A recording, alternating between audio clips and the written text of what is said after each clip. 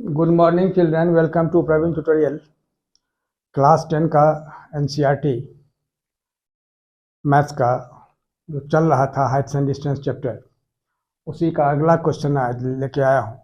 Question number 9, जो कि बहुत इंपॉर्टेंट क्वेश्चन है, बराबर आता है एग्जाम में। थोड़ा सा ध्यान से देखिए, इसको इम्पोर्टेंट लिखने में कोई आपत्ति नहीं है। अब देखिए, ध्यान देखिए। क्वेश्चन है, the angle of elevation of the top of A building from the foot of the tower is 30 degree.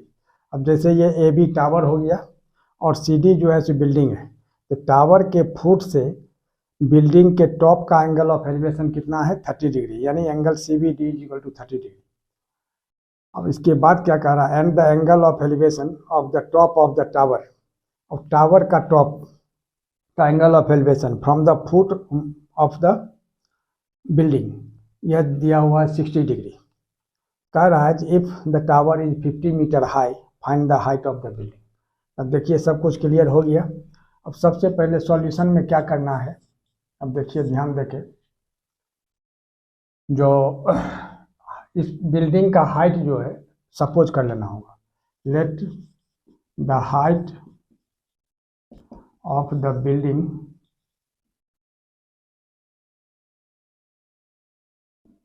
B h metre and the distance between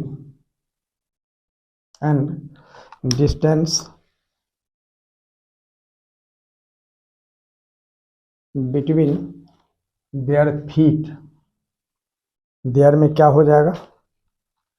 distance between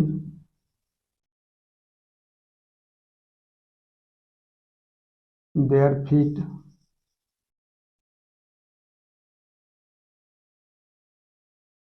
their feet का मतलब हो गया यहाँ टावर और building के बीच का, B x metre, ये x metre हो गया, और इसको सपोज कर दिया गया एच मीटर बिल्डिंग का। अब गौर कीजिए, और टावर का हाइट दिया हुआ कितना? 50 मीटर। ठीक है, तो अब इस ट्रायंगल में लेना होगा पहले, किसमें? छोटा ट्रायंगल में। अब लिखना होगा जो in right triangle C D B, अब 30 डिग्री के लिए अपोजिट साइड यह पी हो गया और ये बी हो गया, तो पी और बी में रिलेशन किसका होता है? tan का। यहाँ क्या लिखना होगा? tan 30 degree is equal to H by X, यानी पी बाई बी। तो tan 30 क्या हो जाएगा? 1/√3 इज इक्वल टू कितना? H by X. तो क्रॉस मल्टीप्लाई करते हैं तो एक्स इज इक्वल टू कितना होगा? √3h, है ना। x निकल गया √3h, इसको कर देना होगा नंबर 1। अब देखिए, अब बड़ा वाला ट्रायंगल में लेना है, किसमें? In right triangle A B D.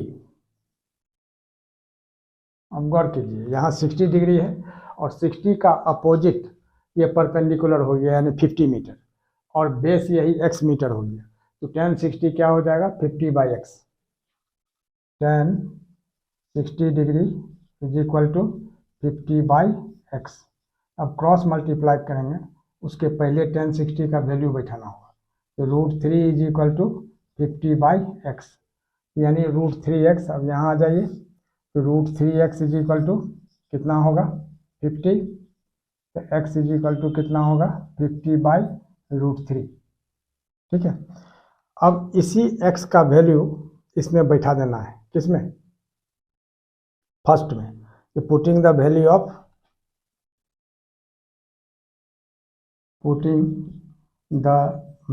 Of x इन 1। 1 में जब वैल्यू बैठाते हैं तो x के जगह क्या लिखना होगा? 50/√3, और यहाँ क्या होगा? √3h। तो क्रॉस मल्टीप्लाई कर देंगे, तो √3 को √3 से मल्टीप्लाई करेंगे, कितना होगा? 3h is equal to 50। तो h इज इक्वल टू कितना होगा? 50/3। क्या होगा? 50/3 मीटर, यानी हाइट ऑफ द बिल्डिंग क्या हो गया? h, यानी 50/3 मीटर। यानी यहाँ लिखना होगा therefore height of the building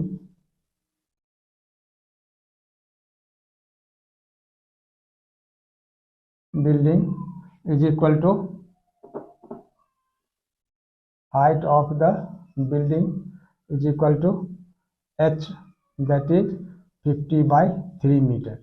अब 50/3 मीटर को आप 16/2/3 भी लिख सकते हैं, और पॉइंट में अगर निकालते हैं तो 16.67, यानी बोर्ड में आपको पॉइंट में निकाल देना होगा, क्योंकि 16 3 जा 48 होता है, 2 और 3 6 जा 18, 2 फिर 3 6 जा 18, पॉइंट देके माने 6 आते जाएगा।